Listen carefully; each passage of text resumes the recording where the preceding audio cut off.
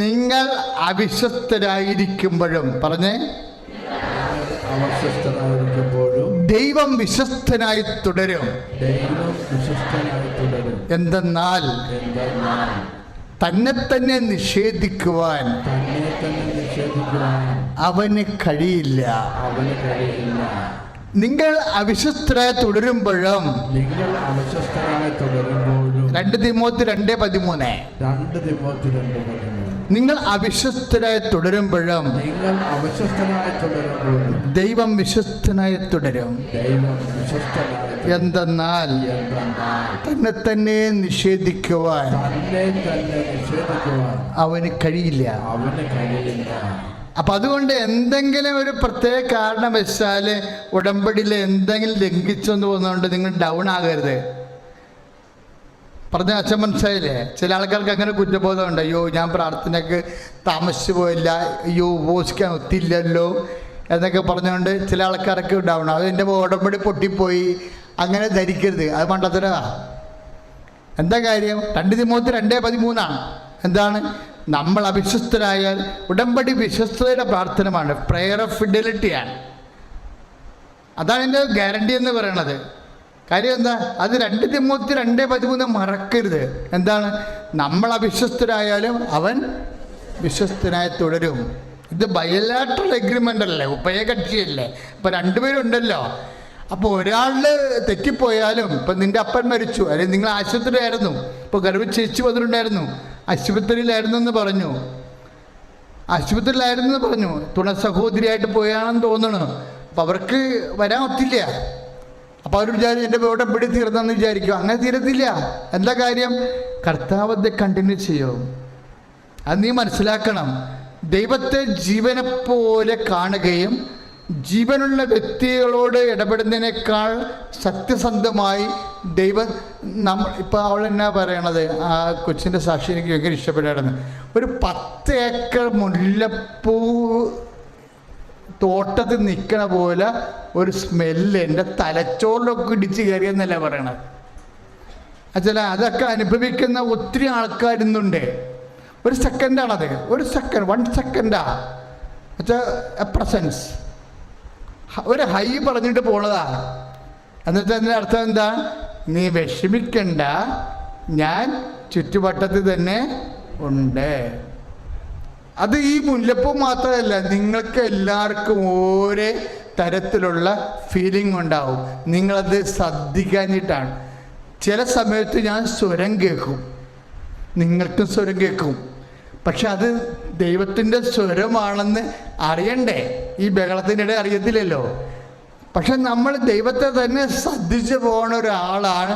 അങ്ങനെ മനസ്സിനെ, ഒരു ആത്മാവിനെ ഒന്ന് പരിശീലിപ്പിച്ച് ഏകാഗ്രത സൂക്ഷിക്കുന്നുണ്ടെങ്കിൽ തീർച്ചയായിട്ടും എല്ലാ അടയാളങ്ങൾ, സ്വപ്നങ്ങൾ, ദർശനങ്ങൾ എല്ലാം ദൈവം നമ്മോട് സംവേദിക്കുന്നുണ്ട്. ഒന്ന് പ്രാർത്ഥിച്ച്, കർത്താവായ ദൈവമേ, ഉടമ്പടി വിശ്വാസികൾ എന്ന നിലയിൽ, വിശ്വസ്തതയുടെ കുഞ്ഞുങ്ങൾ എന്ന നിലയിൽ അങ്ങയുടെ സാന്നിധ്യം അനുഭവിക്കാനുള്ള അവകാശം ഞങ്ങൾക്കുണ്ട്. ആ സാന്നിധ്യത്തിന് അനുഭവിക്കാൻ പറ്റിയ ആന്തരിക ഏകാഗ്രതയാൽ എൻ്റെ ആന്തരിക മനുഷ്യനെ, എൻ്റെ ആന്തരിക ഇന്ദ്രിയങ്ങളെ തിരുരക്തത്താൽ അഭിഷേകം ചെയ്യണമേ. സ്തുതികൾ ഹല്ലേലൂയ.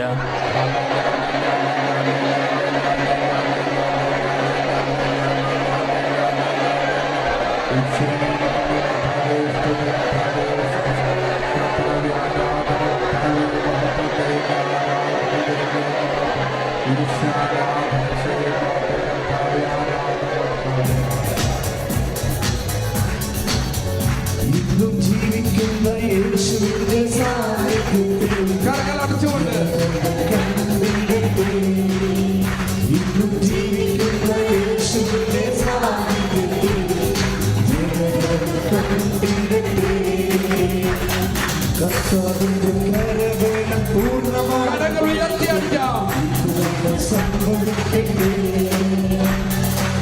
പൂർണ്ണമായി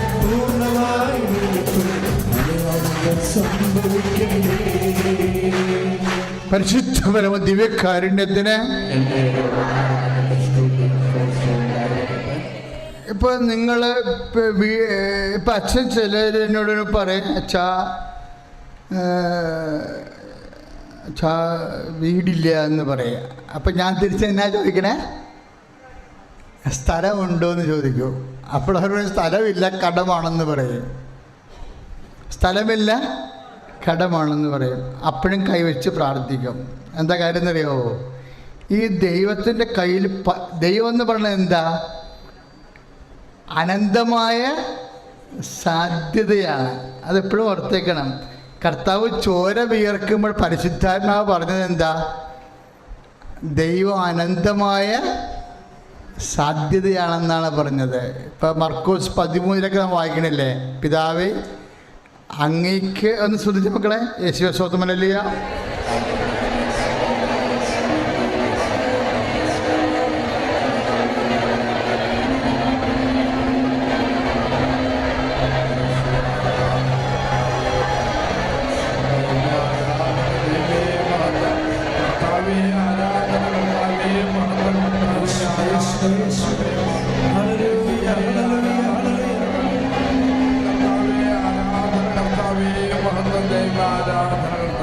പ്രൈസ് ദി ലോർഡ്. മർക്കോസ് 14:36 എന്താണ്? പിതാവേ അങ്ങേക്ക് എന്ന് പറഞ്ഞ് എല്ലാം സാധ്യമാണ്. അപ്പൊ നിനക്കൊരു കോടി കടമുണ്ടെന്ന് പറഞ്ഞാലൊന്നും ഉടമ്പടിയിൽ അത് വിഷയമല്ല. എന്താ കാര്യം? നമ്മളെ കർത്താവിൻ്റെ വചനം വചനം വിശ്വസിച്ചുകൊണ്ട് പ്രാർത്ഥിക്കും. എന്താ? മർക്കോസ് 14:36 എന്താണ്? പിതാവേ അങ്ങേക്ക് എല്ലാം സാധ്യമാണ്. എനിക്ക് വീടില്ല, പക്ഷെ സ്ഥലവുമില്ല. പിന്നെ എന്താ? കടവുമാണ്. അപ്പോൾ തിരച്ചിനമല്ല, ആഴമാണെന്ന് വിചാരിച്ചോ? ആഴമാണ്. ഈ ആഴമാണെങ്കിലും ഇപ്പം വീടില്ല, സ്ഥലവുമില്ല, പിന്നെ എന്താണ്? കുഴിയുമാണ്, കടവുമാണെന്ന് അല്ലേ? അതാണല്ലോ ബൈബിൾ പറയണത്. ഇവിടെയല്ലേ വിശ്വാസം വേണ്ടത്? ആദ്യ ദൈവം ആകാശം ഭൂമി സൃഷ്ടിച്ചപ്പോൾ ഭൂമി രൂപരഹിതമായിരുന്നു. ആഴത്തിൻ്റെ മീതെ അന്ധകാരം. ആഴം ഇവിടം വരെ ഉണ്ടെന്ന് അറിയാൻ പാടില്ലെന്ന്. അതല്ലേ അന്ധകാരം എന്ന് പറയണത്. ആഴത്തിൻ്റെ മീതെ പിന്നെന്താ ഉള്ളത്? അന്ധകാരം. അളക്കാൻ പറ്റാത്തതാണ്. ദ ഫാതംലെസ് അബീസ്. അളക്കാൻ പറ്റാത്ത ആഴങ്ങൾ. അതിൻ്റെ മീതെ, ആ ജലരാശിക്ക് മീതെയാണ് ദൈവത്തിൻ്റെ ആത്മാവ് ചലിക്കണത്. കൈയിടിച്ച് കർത്താണ് ഹല്ലേലൂയ.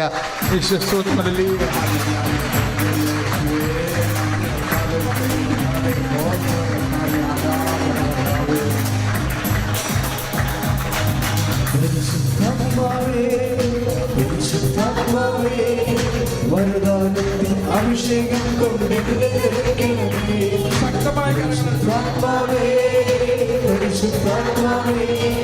ലോകത്തിൽ വിജയം നേടാൻ ജഗപ്പരപ്പിൽ ചലിച്ചു നിന്നൊരു പരിശുദ്ധാത്മാവേ, ജനകോടികളിൽ ജ്വലിച്ചു നിന്നൊരു പരിശുദ്ധാത്മാവേ, ജഗപ്പരപ്പിൽ ചലിച്ചു നിന്നൊരു പരിശുദ്ധാത്മാവേ, ജനകോടികളിൽ ജ്വലിച്ചു നിന്നൊരു പരിശുദ്ധാത്മാവേ, പരിശുദ്ധാത്മാവേ, പരിശുദ്ധാത്മാവേ, വരദാനത്തിൻ അഭിഷേകം കൊണ്ട് നിറയ്ക്കണമേ. പരിശുദ്ധാത്മാവേ, പരിശുദ്ധാത്മാവേ, ലോകത്തിന്മേൽ വിജയം നേടാൻ ധീരതയേകണമേ.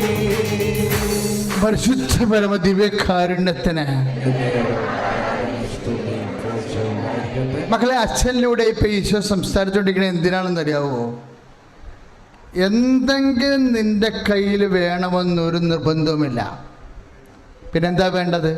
വിശ്വാസം മാത്രം മതി. ഇപ്പോൾ ഒരു സാക്ഷ്യം നമ്മൾ കേട്ടില്ലേ? എന്നാ കേട്ടത്? പനി പിടിച്ചു, പിന്നെ വേറെ പറയപ്പെടാത്ത വൈദ്യശാസ്ത്രത്തിന് കൈകാര്യം ചെയ്യാൻ പറ്റാത്ത അപൂർവ രോഗമായി വെന്റിലേറ്ററിലായിപ്പോയി അല്ലേ? എന്നിട്ട് ഒരു ഹോസ്പിറ്റലിൽ നിന്ന് പേഷ്യൻറ്റിനെ അടുത്ത ഹോസ്പിറ്റലിൽ കൊണ്ടുപോകുന്ന ഹെലികോപ്റ്ററിലാണ് കൊണ്ടുപോകുന്നത്. ആ സാക്ഷ്യം കേട്ടായിരുന്നോ? കേട്ടില്ലേ? ഉടമ്പടി തൈലം കൊണ്ടുപോയി വിശ്വാസ പ്രമാണം ചൊല്ലി തേച്ചപ്പോൾ ആ നിമിഷം മുതൽ മരുന്ന് പിടിച്ചു തുടങ്ങി. Price the Lord. അപ്പം മരുന്ന് പിടിപ്പിച്ചത് എന്താ? വിശ്വാസമാണ്. എല്ലാം പിടിപ്പിക്കുന്നതിന് വേണ്ടിയുള്ള ഉദ്ദേശം, എൻ്റെ നടപടി എന്താണ്? വിശ്വാസമാണ്. ആരുടെയെങ്കിലും ഒരാളുടെ വിശ്വാസം മതി.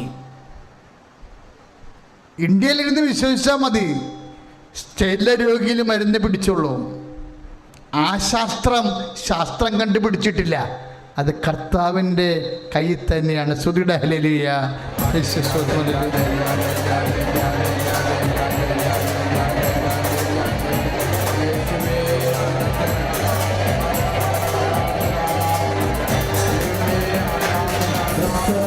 കരബലം പൂർണ്ണമായി വെളിപ്പെട്ട് അത്ഭുതങ്ങൾ സംഭവിക്കട്ടെ.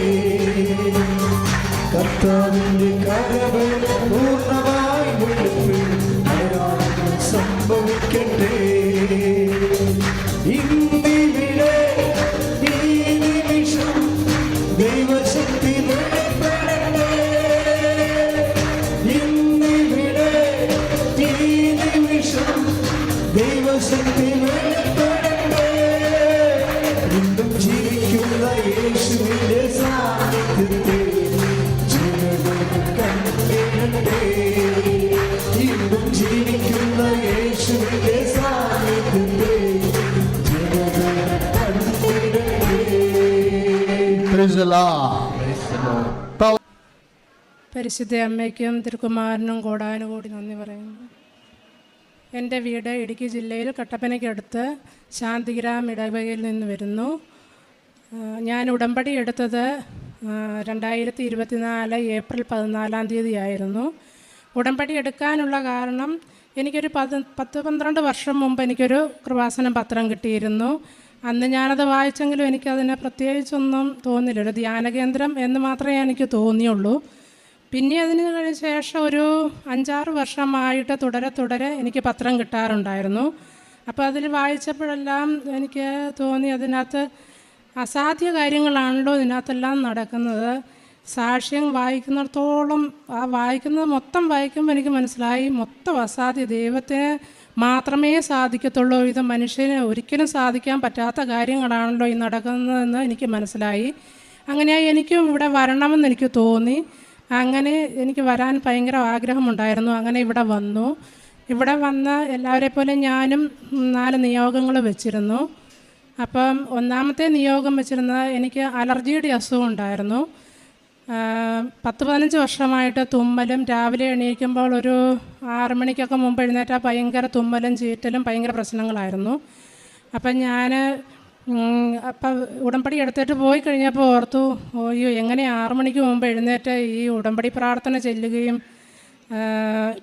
ധ്യാനം കൂടുകയും ഇങ്ങനെയൊക്കെ ചെയ്യുമെന്ന് ഞാൻ ഓർത്തിരുന്നു. പക്ഷേ പിറ്റേ ദിവസം മുതൽ 5:30 ആയപ്പോൾ കൃത്യമായിട്ട് എഴുന്നേൽക്കുകയും ഞങ്ങൾ കുടുംബമായിട്ട് ഒന്നിച്ചാണ് പ്രത്യക്ഷീകരണ പ്രാർത്ഥന ചൊല്ലുന്നതും പ്രാർത്ഥിക്കുന്നതും എല്ലാം. ഒരു ദിവസം പോലും ഞങ്ങൾ കുടുംബമായിട്ടല്ലാതെ കൊണ്ട് ഞങ്ങൾ സന്ധ്യാപ്രാർത്ഥന ചെല്ലാറോ ഒന്നുമില്ല. ഞങ്ങളെല്ലാവരും ഒരുമിച്ചിരുന്നാണ് എല്ലാ കാര്യങ്ങളും ചെയ്യുന്നത്. അങ്ങനെ പിന്നെ എനിക്കൊരു 2 ആഴ്ച കഴിഞ്ഞപ്പം മുതൽ എനിക്ക് തുമ്മലോ ജലദോഷമോ ഒരു മരുന്നും കഴിക്കാതെ എതിലേ പോയെന്ന് എനിക്കറിയത്തില്ല. പിന്നെ കുറച്ച് കഴിഞ്ഞാണ് എനിക്ക് മനസ്സിലായത്, അയ്യോ ഇതൊന്നും എനിക്കിപ്പോൾ ഇല്ലല്ലോ എന്ന് എനിക്ക് മനസ്സിലായത്. പിന്നെ അത് വേറെ ഒരു മരുന്നും ഞാൻ കഴിച്ചിട്ടില്ല. അത് അമ്മ എനിക്ക് പരിപൂർണ്ണ സൗഖ്യം തന്നതാണെന്ന് ഞാൻ ഉറച്ച് വിശ്വസിക്കുന്നു. പിന്നെ രണ്ടാമതായിട്ട് ഞാൻ നിയോഗം വെച്ചിരുന്നത്, പിന്നെ കുറച്ച് സ്ഥലം വിൽക്കാനുണ്ടായിരുന്നു. അപ്പോൾ അത് ഈ കോവിഡിൻ്റെ സമയമൊക്കെ ആയിരുന്നുകൊണ്ട് ഒരു കാരണവശാലും അത് വിറ്റ് പോകത്തില്ലായിരുന്നു. അതങ്ങനെ ഒരു മനുഷ്യനെ നോക്കുക പോലും ചെയ്യാതെ അവിടെ കിടക്കുമായിരുന്നു. അങ്ങനെ ഇരുന്നപ്പം ഞാൻ അമ്മയോട് ഇങ്ങനെ പ്രാർത്ഥിച്ചു, എൻ്റെ അമ്മയെ അതൊന്ന് എങ്ങനെ ഇവിടെ വന്നപ്പം ഞാൻ പ്രാർത്ഥിച്ചു, എൻ്റെ അമ്മയെ എങ്ങനെയെങ്കിലും അതൊന്ന് വിറ്റ് പോണേ, ഇച്ചിരി ബാധ്യതകളുണ്ട്, അത് വിറ്റാൽ മാത്രമേ ബാധ്യത തീർക്കാൻ പറ്റത്തുള്ളൂ, അല്ലാതെ പറ്റത്തില്ലല്ലോ. അങ്ങനെയൊന്ന് ഓർത്ത് ഞാൻ ഇവിടെ നിന്ന് പ്രാർത്ഥിച്ച നിയോഗത്തിൽ വെച്ചിരുന്നു. ഏതായാലും ആ നിയോഗം വെച്ചാൽ ആദ്യം തന്നെ അതിൻ്റെ പകുതി സ്ഥലം വിറ്റുപോയി, ബാക്കി പകുതി കിടന്നിരുന്നു. അത് ഒക്ടോബർ 27 ഒക്ടോബർ മാസം 30 എന്നുള്ളൊരു ഡേറ്റ് എനിക്ക് അമ്മ കാണിച്ചു തന്നു. അപ്പോൾ ഒക്ടോബർ 27 ഞായറാഴ്ചയായിരുന്നു. അന്ന് ഞാൻ പള്ളിയിൽ വെച്ച് ഇരുന്നപ്പോൾ ഞാൻ ഓർത്തു, അയ്യോ ഇന്ന് 27 ആയല്ലോ, 30 ഡേറ്റ് വെച്ചിരിക്കുന്നത്, ഇനി 2-3 ദിവസം കൊണ്ട് ഇനിയിപ്പോൾ ഇത് നടക്കുമോ നടക്കത്തില്ലായിരിക്കും എന്ന് ഞാൻ ചിന്തിച്ചു. പക്ഷേ അത് കഴിഞ്ഞ് വീട്ടിൽ വന്ന് കാപ്പി കുടിച്ചിട്ടിരിക്കുമ്പോൾ 2 പേര് വരുന്നു. അവർ 2 പേരും വന്ന് ചോദിച്ചു, നിങ്ങൾ ആ സ്ഥലം വിൽക്കാൻ ഉദ്ദേശമുണ്ടോ, ഞങ്ങൾക്കൊരു വീട് വെക്കാനാണെന്ന് പറഞ്ഞു.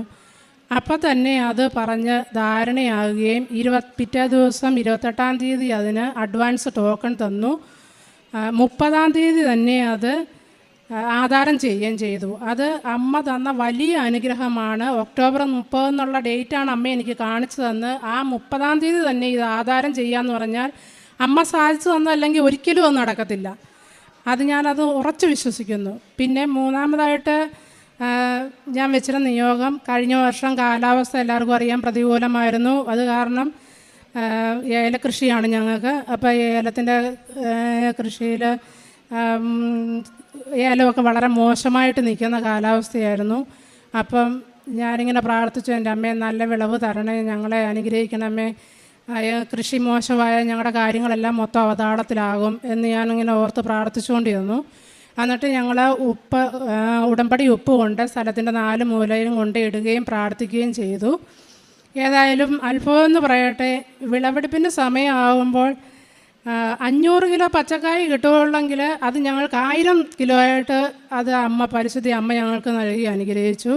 അത് കായെടുക്കാൻ പോകുന്ന സമയത്ത് ബക്കറ്റയിലും ചാക്കയിലും ഒക്കെ ഉടമ്പടി തൈലം പുരട്ടി വിശ്വാസ പ്രമാണം ചൊല്ലി പ്രാർത്ഥിച്ചിട്ടാണ് കൊടുത്തു വിടുന്നത്.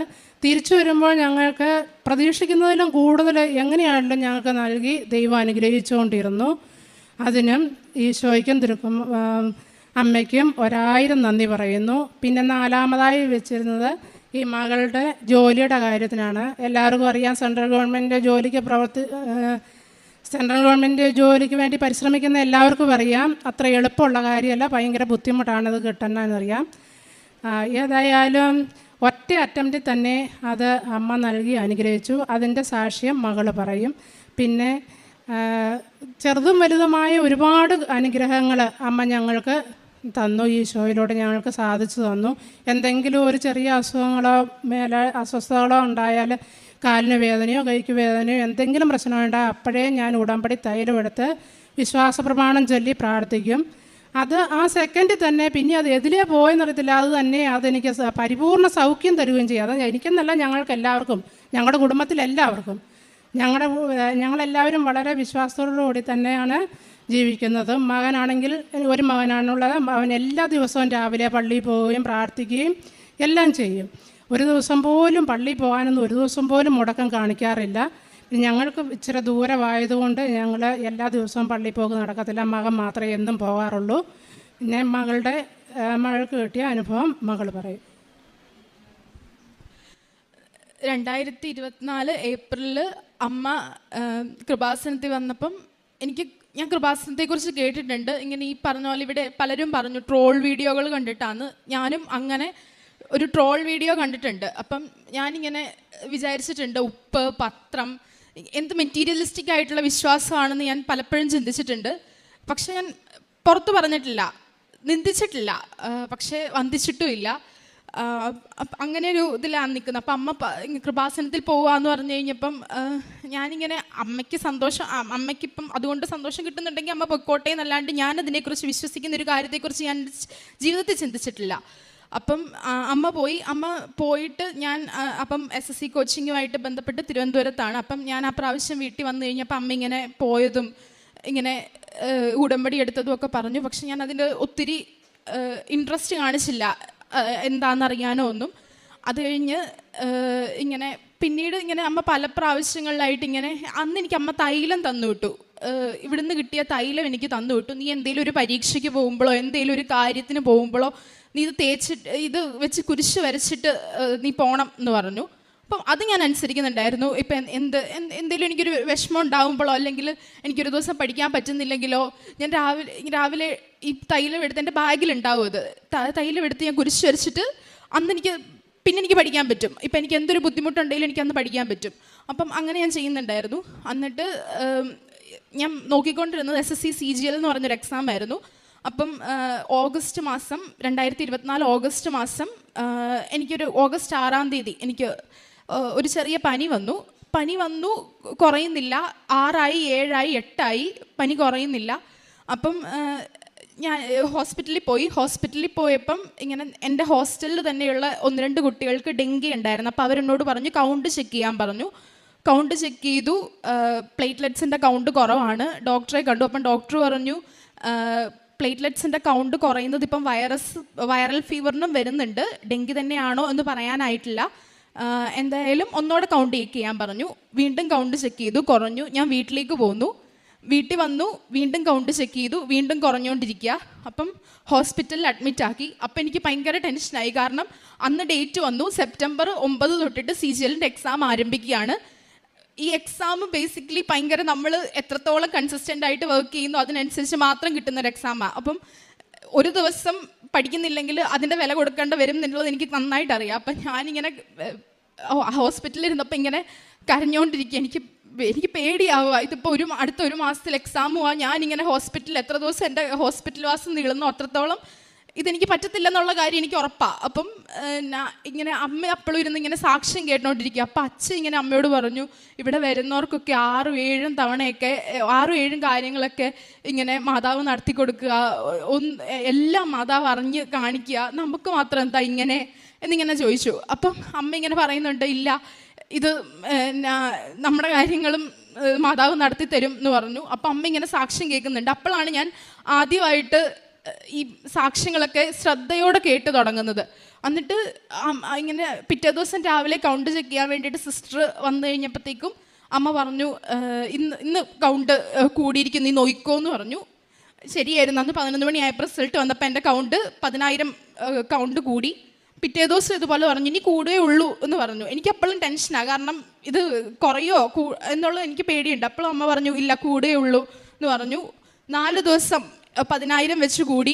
4ാമത്തെ ദിവസം ഡെങ്കി ഫീവർ കാരണം അഡ്മിറ്റ് ആയിരുന്നു ഞാൻ. 4ാമത്തെ ദിവസം ഹോസ്പിറ്റലിൽ നിന്ന് ഡിസ്ചാർജായി. അത് കഴിഞ്ഞിട്ട് ഇങ്ങനെ വീട്ടിൽ പ്രോപ്പർ റെസ്റ്റ് വേണമെന്ന് പറഞ്ഞു. പക്ഷെ എനിക്കിങ്ങനെ സമാധാനമില്ല. ഞാൻ 2 ദിവസം കഴിഞ്ഞപ്പോഴത്തേക്കും പ്രോപ്പർ റെസ്റ്റ് ഒന്നും എടുക്കാണ്ട് ഞാൻ തിരുവനന്തപുരത്തേക്ക് തിരിച്ചു പോയി. സെപ്റ്റംബർ 12-ാം തീയതി എനിക്ക് എക്സാം ഡേറ്റ് കിട്ടി. 12-ാം തീയതി എനിക്ക് ഭയങ്കര സന്തോഷമായിരുന്നു ആ ഡേറ്റിൽ. പിന്നെ ഞാൻ ഏത് പരീക്ഷയ്ക്ക് പോയാലും അച്ഛയും അമ്മയും കൂടെ കട്ടപ്പന ആരാധനാലയത്തിൽ പോയി മുട്ടുകുത്തി കൈ വിരിച്ച് നിന്ന് പ്രാർത്ഥിക്കും. അപ്പം അച്ഛൻ ഇങ്ങനെ ഇപ്പോൾ ഓരോ എക്സാമും കഴിയുമ്പോൾ അച്ഛൻ ഇങ്ങനെ വന്നിട്ട് പറയും ഈ എക്സാം നിനക്ക് എളുപ്പമായിരുന്നു. അച്ഛയ്ക്ക് ഇങ്ങനെ അറിയാവുന്ന പോലെ എനിക്ക് എപ്പോഴും തോന്നിയിട്ടുണ്ട്. അപ്പം ഞാനിങ്ങനെ 12-ാം തീയതി എക്സാം കഴിഞ്ഞ് വെച്ചിട്ട് ഇറങ്ങി വന്നപ്പം അച്ഛനെ വിളിച്ചു. അച്ഛൻ അമ്മയുണ്ട്. അപ്പം അച്ഛൻ പറഞ്ഞു എളുപ്പമല്ലായിരുന്നു എന്ന് ചോദിച്ചു. അപ്പം ഞാൻ പറഞ്ഞു എളുപ്പമായിരുന്നു എന്ന് പറഞ്ഞു. അപ്പം അച്ഛൻ പറഞ്ഞു നിൻ്റെ ഇടത്ത് സൈഡിലും വലത്ത് സൈഡിലും ഈശോയും മാതാവും നിന്ന് നീ കൂളായിട്ട് എക്സാം എഴുതുന്ന പോലെ എനിക്ക് പ്രാർത്ഥിക്കുമ്പം കാണാമായിരുന്നു എന്ന് പറഞ്ഞു. ശരിയായിരുന്നു. എനിക്ക് ഒരു ബുദ്ധിമുട്ടും ഇല്ലാണ്ടാണ് ഞാൻ ആ പരീക്ഷ എഴുതിയത്. അതിൻ്റെ മാർക്ക് വന്നു. എനിക്ക് 162 മാർക്ക് ഉണ്ടായിരുന്നു. ഒരു ഫസ്റ്റ് അറ്റംപ്റ്റ് നടത്തുന്ന ഒരു കൊച്ചിനെ വെച്ച് നോക്കുമ്പോൾ എൻ്റെ സ്കോർ ഭയങ്കര നല്ലതായിരുന്നു. അപ്പം ഞാൻ ശരിക്കും ഞെട്ടിപ്പോയി. എന്നിട്ട് പിറ്റേ പ്രാവശ്യം ഈ എക്സാം കഴിഞ്ഞ് വീട്ടിൽ വന്നപ്പോഴാണ് അമ്മ ഈ സ്ഥലക്കച്ചവടത്തിൻ്റെ കാര്യമൊക്കെ പറഞ്ഞിട്ട് അമ്മ ഇങ്ങനെ പറയുന്നു ഈ ഒക്ടോബർ 30 അമ്മ ഡേറ്റ് ഇട്ട് പ്രാർത്ഥിച്ചിട്ടുണ്ട് എന്ന് പറയുന്നു. പക്ഷെ അമ്മ അത് പറഞ്ഞ കാര്യം എന്നോട് പറഞ്ഞ കാര്യം അമ്മ മറന്നുപോയി. അപ്പം ഞാനിങ്ങനെ ഡേറ്റ് ഇട്ട് പ്രാർത്ഥിക്കും അതും എനിക്കപ്പം അറിയില്ല. അപ്പം ഇങ്ങനെ ഈ സാക്ഷ്യത്തിൽ കേട്ടിട്ടുണ്ടെങ്കിലും അതിനെക്കുറിച്ച് കൂടുതൽ എനിക്ക് അറിയത്തില്ല. അപ്പം അമ്മ പറഞ്ഞു ഞാൻ ഡേറ്റ് ഇട്ട് പ്രാർത്ഥിച്ചിട്ടുണ്ടെന്ന് പറഞ്ഞു. എന്നിട്ട് 27-ാം തീയതി ആയപ്പോൾ ഞാൻ തിരിച്ചു വിളിക്കുമ്പോൾ അമ്മ ഇങ്ങനെ പറയുകയാണ് ഒരു ചേട്ടൻ വന്നു, അവർ വിൽക്കുന്നുണ്ടോ എന്ന് ചോദിച്ചു. അതും ഞാൻ ശരിക്കും അത്ഭുതപ്പെട്ടു. ഞാൻ എൻ്റെ വിശ്വാസം കൂടുതൽ ഒന്നോട് ഉറച്ചതും ഇങ്ങനെയൊരു ഇത് ഇത്രയും മനുഷ്യൻ അത്രയും അപ്രാപ്യമായ കാര്യങ്ങൾ ദൈവത്തിന് സാധ്യമാണല്ലോ എന്ന് എനിക്ക് തോന്നിയതും ആ ഒരൊറ്റ ഡേറ്റ് ഇട്ട് അമ്മ പറഞ്ഞുകൊണ്ട്. അല്ലെങ്കിൽ ഞാൻ അമ്മ ഇപ്പം ഡേറ്റ് ഇട്ടിട്ടെന്ന് പറഞ്ഞാലും ഞാൻ വിശ്വസിക്കുമെന്ന് എനിക്കറിയത്തില്ല. തോമാസ് ലീഹയുടെ വിശ്വാസം പോലെ കണ്ടാൽ മാത്രം വിശ്വസിച്ചേനെ. ഉറപ്പായിട്ട് ഞാൻ വിശ്വസിക്കത്തില്ലായിരുന്നു. എന്നിട്ട് പിന്നെ CGL റിസൾട്ട് വന്നു. അപ്പോൾ എനിക്കൊരു എക്സ്ട്രാ പേപ്പർ, എനിക്ക് നല്ല മാർക്കുണ്ടായിരുന്നു, 162 മാർക്ക് നോർമലൈസേഷൻ കഴിഞ്ഞ് 172 സംതിങ് ആ മാർക്കായി. അപ്പം എനിക്ക് നല്ല മാർക്കായിരുന്നു 200-ൽ. അപ്പം എനിക്ക് ഒരു എക്സ്ട്രാ പേപ്പറും കൂടെ എഴുതാൻ പറ്റി, സ്റ്റാറ്റിസ്റ്റിക്സിൻ്റെ ഒരു പേപ്പർ. അപ്പം ആ പേപ്പറും കൂടെ അത് എഴുതണം എന്ന് നിർബന്ധമില്ല, നമുക്ക് വേണം എന്നുണ്ടെങ്കിൽ എഴുതിയാൽ മതി. അപ്പം ഒരു എക്സ്ട്രാ പോസ്റ്റിനും കൂടെ നമുക്ക് അപ്ലൈ ചെയ്യാൻ പറ്റും. അപ്പം ഞാനിങ്ങനെ വീട്ടിലേക്ക് വിളിച്ചിട്ട് അച്ഛനോടും അമ്മയോടും ചോദിച്ചു, ഞാനിത് എഴുതണോ എന്ന് ചോദിച്ചു. അപ്പം എൻ്റെ ഉൾബോധ മനസ്സിലിങ്ങനെ എന്നോട് പറയുന്നുണ്ട്, മാതാവ് ഇങ്ങനെ പറയുന്ന പോലെ ഉണ്ട്. പിന്നെ ഞാൻ എപ്പോഴും മാതാവിനോട് ഇങ്ങനെ ചോദിക്കും എന്തെങ്കിലും ചെയ്യണോ എന്ന്. അപ്പം ഇങ്ങനെ മാതാവ് എന്നോട് പറയുന്നുണ്ട് നീ ചെയ്യണം. എന്നിട്ടും ഞാനിങ്ങനെ അച്ഛയോടും അമ്മയോടും ചോദിച്ചു ചെയ്യണോ എന്ന് ചോദിച്ചു. അപ്പോൾ അവർ പറഞ്ഞു നിന്നെക്കൊണ്ട് പറ്റുമെങ്കിൽ നീ ഇതിപ്പം എത്രത്തോളം നമ്മൾ പഠിക്കുന്നുണ്ടോ അതിൽ കൂടുതൽ കുറച്ചും കൂടെ സമയം ഇൻവെസ്റ്റ് ചെയ്യണം, അപ്പം അത് നിനക്ക് പറ്റുന്നുണ്ടെങ്കിൽ നീ എന്ന് പറഞ്ഞു. അപ്പം ഞാൻ തീരുമാനിച്ചു ഇത് ചെയ്യാം എന്ന് തീരുമാനിച്ച് അതിനും കൂടെ പഠിക്കാൻ തുടങ്ങി. എനിക്ക് മാനസികമായിട്ട് ഞാൻ ഒത്തിരി ഇങ്ങനെ ഈ വർഷം ഇത് കിട്ടുമോ കിട്ടിയില്ലെങ്കിൽ എനിക്ക് എന്താവും. ഇപ്പം എൻ്റെ അനിയൻ +2 കഴിഞ്ഞ് വരികയായിരുന്നു. അപ്പം അവനെയും എന്നെയും കൂടെ ഒരേ സമയത്ത് പഠിപ്പിക്കാനുള്ള സാമ്പത്തിക സ്ഥിതിയൊന്നും ഞങ്ങൾക്കില്ല. അപ്പം എന്തായാലും ഒരാൾ സാക്രിഫൈസ് ചെയ്യേണ്ടി വരും. അതിപ്പം ഞാനായാലും എനിക്ക് സന്തോഷമേ ഉള്ളൂ. പക്ഷേ എനിക്ക് ഇങ്ങനെ പഠിക്കണം, ഇത് ചെയ്ത് എടുക്കണം എന്നുള്ളൊരു നിർബന്ധം എനിക്കുണ്ടായിരുന്നു. അപ്പം അതുകൊണ്ടിട്ട് ഞാനിങ്ങനെ പ്രാർത്ഥിച്ചുകൊണ്ടിരുന്നു. പറ്റുമ്പോഴൊക്കെ ഞാൻ പള്ളിയിൽ പോയി വെറുതെ ഇരിക്കും. അന്നേച്ചിട്ട് ഇങ്ങനെ കൊന്തയല്ലോ എന്തെങ്കിലും ഒക്കെ ചെയ്യും. ഇങ്ങനെ മുട്ട നീന്തി പള്ളിയിൽ പോയി നിന്ന് പ്രാർത്ഥിക്കും, കൊന്ത ചൊല്ലും, പ്രാർത്ഥിക്കും. ആ എക്സാമിൻ്റെ സമയമായി. ജനുവരി 20-ാം തീയതി എനിക്ക് മെയിൻസിൻ്റെ 19, 20 മെയിൻസിൻ്റെ എക്സാമിൻ്റെ ഡേറ്റ് വന്നു. ഞാൻ 10-ാം തീയതി തൊട്ട് നോമ്പെടുത്ത് പ്രാർത്ഥിക്കാൻ തുടങ്ങി. 19-ാം തീയതി ആദ്യത്തെ പേപ്പർ സ്റ്റാറ്റിസ്റ്റിക്സിൻ്റെ എക്സാം കഴിഞ്ഞു. എനിക്ക് വലിയ എളുപ്പമൊന്നും അല്ലായിരുന്നു, കുഴപ്പമില്ലെന്നേ ഉള്ളായിരുന്നു. ഞാൻ എന്തൊക്കെയോ കുത്തിയിട്ടുണ്ട്, കുറച്ച് കറക്കി കുത്തി എന്നൊക്കെയുള്ളതല്ലാണ്ട് എനിക്ക് ഭയങ്കര എളുപ്പമൊന്നും അല്ലായിരുന്നു. 20-ാം തീയതി അടുത്ത എക്സാമിന് വേണ്ടിയിട്ട് ഇരിക്കുമ്പോൾ ഉച്ച കഴിഞ്ഞപ്പം തൊട്ട് എനിക്ക് അപ്പടി ദേഹത്ത് വേദനയും ഒട്ടും വയ്യ. അപ്പോഴത്തേക്കും ഞാൻ വീട്ടിലേക്ക് വിളിച്ചു, പറഞ്ഞു എനിക്ക് വയ്യാന്ന് തോന്നുന്നു, പനി പിടിക്കുന്ന പോലെയാന്ന് തോന്നുന്നു എന്ന് പറഞ്ഞു. അപ്പോൾ അവർ ഹോസ്പിറ്റലിൽ പോയി ഇഞ്ചക്ഷൻ എടുത്തു. എന്നിട്ടും രാവിലെ ആയപ്പോൾ ഒട്ടും വയ്യ. രാവിലെ 6 മണി തൊട്ട് 7 വരെയുള്ള സമയം കൊണ്ട് ഞാൻ 3 പ്രാവശ്യം ഛർദ്ദിച്ചു. 2.25 മണിക്കൂറിൻ്റെ എക്സാം 9 തൊട്ട് 12 വരെയും പിന്നെ 2 തൊട്ട് 2:45 വരെ ടൈപ്പിംഗ് ടെസ്റ്റും ഉണ്ട്. അപ്പം ഇതിനൊക്കെ ആരോഗ്യം വേണം. അപ്പം ഞാൻ ഒന്നും കഴിച്ചിട്ടും ഇല്ല. 3 പ്രാവശ്യം ഞാൻ എന്തെങ്കിലും കഴിച്ചിട്ടുണ്ട്. എൻ്റെ ആരോഗ്യം ഉള്ളതൊക്കെ ഞാൻ ഛർദ്ദിച്ച് കളയുക. അപ്പം എനിക്ക് ഒട്ടും വയ്യ. അപ്പം ഞാനിങ്ങനെ ആലോചിച്ചു, ഇതെന്താ എനിക്ക് മാത്രം ഇങ്ങനെ എന്തെങ്കിലും ഒരു കാര്യത്തിന് വേണ്ടി പോകാൻ നേരത്ത് ഇങ്ങനെ എന്തെങ്കിലും അസുഖമായിട്ടോ അല്ലെങ്കിൽ എന്തെങ്കിലും ബുദ്ധിമുട്ടുകളായിട്ടോ എനിക്ക് മാത്രം എന്താ ഇങ്ങനെയെന്ന് വിചാരിച്ചു. അപ്പം ഞാനിങ്ങനെ എന്തെങ്കിലുമൊക്കെ ബുദ്ധിമുട്ടൊക്കെ വരുമ്പോൾ ഇങ്ങനെ വചനപ്പെട്ടിയിൽ വചനം എടുത്ത് നോക്കും. അപ്പം എനിക്ക് കിട്ടി 2 കൊറിന്തോസ് 12:9. ബലഹീനതയിലാണ് കർത്താവിൻ്റെ ശക്തി പൂർണ്ണമായും പ്രകടമാകുന്നത്. അപ്പം ഞാൻ വിചാരിച്ചു ശരിയാണ്, ആദ്യത്തെ സമയത്ത് ഞാൻ ബലഹീനയായിരുന്നു, എനിക്കൊന്നും ചെയ്യാൻ പറ്റുന്ന അവസ്ഥയിലല്ല ഞാൻ പോയി പരീക്ഷ എഴുതിയത്. പക്ഷെ എനിക്ക് അത്രയും മാർക്ക് കിട്ടിയില്ലോ, അപ്പം ഈ പരീക്ഷയിലും എനിക്ക് കുഴപ്പമുണ്ടാവില്ല എന്ന് പറഞ്ഞു. എന്നിട്ട് ഞാൻ പരീക്ഷയ്ക്ക് കയറാൻ നേരത്തെ ഇവരെ വിളിച്ചു. അപ്പം അച്ഛയും അമ്മയും പറഞ്ഞു ആരാധനാലയത്തിലുണ്ട്, ഈ ഒരു 5 മണിക്കൂർ 6 മണിക്കൂർ നിനക്കൊന്നും സംഭവിക്കില്ല, ഇനി അത് കഴിഞ്ഞ് എന്തെങ്കിലും സംഭവിച്ചാലേ ഉള്ളൂ, ഈ പരീക്ഷ എഴുതുന്ന സമയത്തൊന്നും നിനക്കൊന്നും സംഭവിക്കില്ല എന്ന് പറഞ്ഞു. അവർ പറഞ്ഞത് ശരിയായിരുന്നു. രാവിലെ അത്രയും ഛർദ്ദിച്ചിട്ട് പോയി, അത്രയും അവശ്യമായിട്ട് പോയിട്ടും എനിക്ക് 9 തൊട്ട് ആ പരീക്ഷ എഴുതുന്ന സമയത്തൊന്നും പറ്റിയില്ല. ആ എക്സാം അതിൻ്റെ സെക്ഷൻ 1 ഭയങ്കര അത്യാവശ്യം പാടുള്ള ക്വസ്റ്റ്യൻസ് ഒക്കെ ആയിരുന്നു. പക്ഷേ ബാക്കിയുള്ളവരൊക്കെ പരീക്ഷ കഴിഞ്ഞിട്ട് ഇറങ്ങിയിട്ട് സമയം കിട്ടിയില്ല എന്ന് പറഞ്ഞപ്പോൾ എനിക്ക് 45-ാമത്തെ മിനിറ്റ് ഞാൻ പരീക്ഷയും കംപ്ലീറ്റ് ചെയ്ത് എനിക്ക് 15 മിനിറ്റ് ബാക്കി കിടക്കുക. എനിക്കത് പുറത്ത് പറയാൻ കൂടെ പേടിയായിപ്പോയി. ഞാൻ ഇനി എന്തെങ്കിലും സ്കിപ്പ് ചെയ്തോ എന്തെങ്കിലും ചെയ്യാത്തതുണ്ടോ എന്നൊക്കെ എനിക്ക് തോന്നിപ്പോയി. എനിക്ക് അത്രയും സമയം മിച്ചം കിടപ്പുണ്ടായിരുന്നു. എന്നിട്ട് ആൻസർ കീ വന്നു, അത്യാവശ്യം മാർക്ക് ഉണ്ടായിരുന്നു. അപ്പോൾ എനിക്കൊരു പ്രതീക്ഷ ഉണ്ടായിരുന്നു കിട്ടുമായിരിക്കും എന്ന്. പക്ഷെ അത് കഴിഞ്ഞിട്ട് കുറേ ആൻസർ കീയിൽ ചേഞ്ച് അത് ഇതെന്നൊക്കെ പറഞ്ഞ് വീണ്ടും പോയി. പക്ഷേ എനിക്ക് അത്യാവശ്യം മാർക്ക് ഉണ്ടായിരുന്നു. എന്നിട്ട് മാർച്ച് 13-ാം തീയതി വെളുപ്പിനെ റിസൾട്ട് വന്നു. എനിക്ക് സെൻട്രൽ ഗവൺമെൻറ്റിൽ ജൂനിയർ സ്റ്റാറ്റിക്കൽ ഓഫീസറായിട്ട് ministry of statistics and programme ഇംപ്ലിമെൻറ്റേഷനിൽ നിയമനം ലഭിച്ചു. ഈ 26-ാം തീയതി ഞാൻ ജോയിൻ ചെയ്യും. ഇവിടെ വന്ന് ഈ അപ്പോയിൻമെൻറ്റ് ലെറ്ററുമായിട്ട് വന്ന് സാക്ഷ്യപ്പെടുത്തിക്കോളാം എന്ന് അമ്മ പറഞ്ഞിരുന്നേ. എനിക്ക് ഇത് സാധിച്ചു തന്ന പരിശുദ്ധ അമ്മയ്ക്ക്, കൃപാസനം മാതാവിന്, തിരുക്കുമാരനോട് അമ്മയുടെ മാധ്യസ്ഥം വഴിയായിട്ട് അമ്മ ഇത് സാധിച്ചു തന്നതെന്നുള്ളത് എനിക്കറിയാം. ഒരുപാട് നന്ദി പറയുന്നു. അതുപോലെ അമ്മയുടെ പ്രേക്ഷിത പ്രവർത്തനത്തെക്കുറിച്ച് അമ്മ പറയും. ഞാൻ പത്രം വാങ്ങിച്ചുകൊണ്ട് പോകുന്നത് ബസ് സ്റ്റാൻഡുകളിലാണ് കൂടുതലും കൊടുക്കുന്നത്. പിന്നെ ഓൾഡ് ഏജ് ഹോം നമ്മുടെ അടുത്തൊരിടത്തുണ്ട്, അവിടെ പോയി സാധനങ്ങളൊക്കെ വാങ്ങിച്ചു കൊടുക്കാറുണ്ട് ഇടയ്ക്കൊക്കെ. പിന്നെ ആരെങ്കിലും സഹായം ചോദിച്ചെന്നാൽ വലുതല്ലെങ്കിലും ചെറുതായിട്ടെങ്കിലും സഹായങ്ങൾ ചെയ്യാറുണ്ട്.